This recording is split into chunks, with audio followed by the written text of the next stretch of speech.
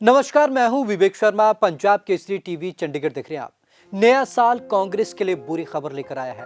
कांग्रेस के दिग्गज नेता और दलितों के मसीहा के नाम से जाने जाने वाले सरदार बूटा सिंह का निधन हो गया। उन्होंने दिल्ली में आखिरी सांस ली। दलितों के मसीहा बूटा सिंह का निधन।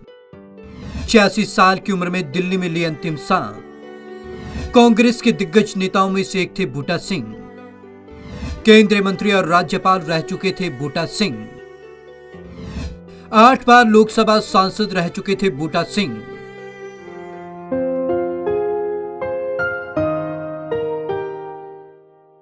पूर्व केंद्रीय गृह मंत्री और कांग्रेस पार्टी के वरिष्ठ नेता सरदार बूटा सिंह का शनिवार को नई दिल्ली में निधन हो गया।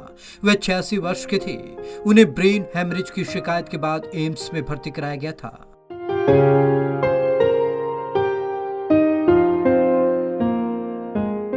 नेहरू गांधी परिवार के करीबी थे बूटा सिंह। बूटा सिंह का जन्म 21 मार्च 1934 को पंजाब के जलंधर के मुस्तफापुर गांव में हुआ। 86 साल के बूटा सिंह के 2 बेटे और एक बेटी है। उन्हें नेहरू गांधी परिवार का काफी करीबी माना जाता था। वे राष्ट्रीय राजनीति का एक बड़ा नाम थे और दलितों के मसीहा के तौर पर जाने जाते थे। नेहरू के समय कांग्रेस से जुड़े थे बूटा सिंह। बूटा सिंह कांग्रेस से तब जुड़े थे जब पंडित जवाहरलाल नेहरू पीएम बने थे।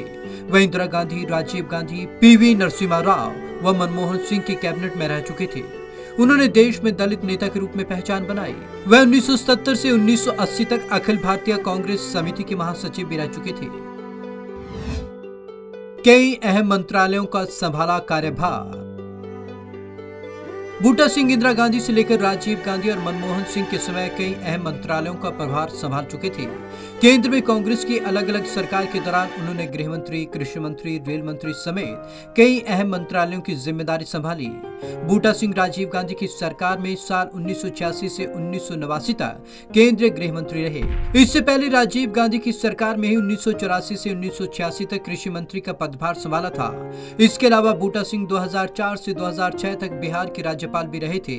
2007 से 2010 तक मनमोहन सिंह सरकार के दौरान राष्ट्रीय अनुसूचित जाति आयोग के अध्यक्ष के रूप में कार्यभार संभाला।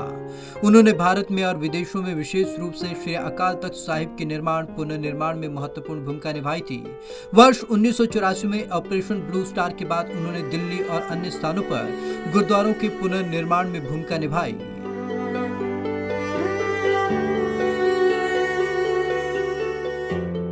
सत्ता में कांग्रेस की कराई वापसी।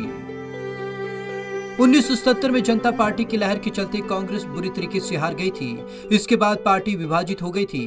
तब बूटा सिंह ने इंदिरा गांधी की अगुवाई वाली कांग्रेस के इकलौते राष्ट्रीय महासचिव के रूप में कड़ी मेहनत के बाद पार्टी को 1980 में फिर से सत्ता में लाने के लिए बड़ी भूमिका निभाई थी।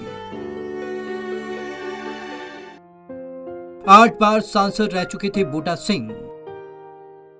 बूटा सिंह 8 बार सांसद रह चुके थे। वह 1967 से लगातार पंजाब के रोपड़ से चुनाव लड़ते आ रहे थे। हालांकि 1984 में रंग बदला था। वजह थी ऑपरेशन ब्लू स्टार और 84 के सिख विरोधी दंगे। इस दौरान पंजाब में चुनाव के हालात तो नहीं थे। ऐसे में राजीव गांधी ने उस समय बूटा सिंह को पंजाब से राजस्थान भेज दिया था। मारवाड़ का इलाका और जालौर की सुरक्षित सीट पर बूटा सिंह ने तब आसानी से जीत दर्ज की थी। पीएम मोदी, राहुल गांधी ने जताया दुख। पीएम मोदी और राहुल गांधी ने सरदार बूटा सिंह के निधन पर दुख जताया है। सोशल मीडिया पोस्ट में प्रधानमंत्री ने लिखा, बूटा सिंह जी एक अनुभवी प्रशासक थे। गरीबों के कल्याण के लिए उन्होंने मजबूती से आवाज उठाई। उनके निधन से दुखी हूँ। उनके परिवार और समर्थकों के साथ मेरी संवेदनाएं हैं। वहीं पूर्व कांग्रेस अध्यक्ष राहुल गांधी ने भी बूटा सिंह के निधन पर शोक जताया। ट्वीट कर उन्होंने लिखा, उनके निधन से पार्टी ने एक निष्ठावान नेता खो दिया। पहले अहमद पटेल, फिर मोतीलाल वोरा और अब सरदार बूटा सिंह कांग्रेस के लिए बड़ी क्षति माने जा सकते हैं। ये वो नेता थे जिन्होंने कांग्रेस को हर विपत्ति में खड़ा किया और कांग्रेस के लिए हर वक्त एक नई पहचान दी। तो इस तरीके के नेताओं का खोना कांग्रेस के लिए बड़ी क्षति है। तो आज की इस खास रिपोर्ट में बस इतना ही। विवेक शर्मा को दीजिए इजाजत। नमस्कार।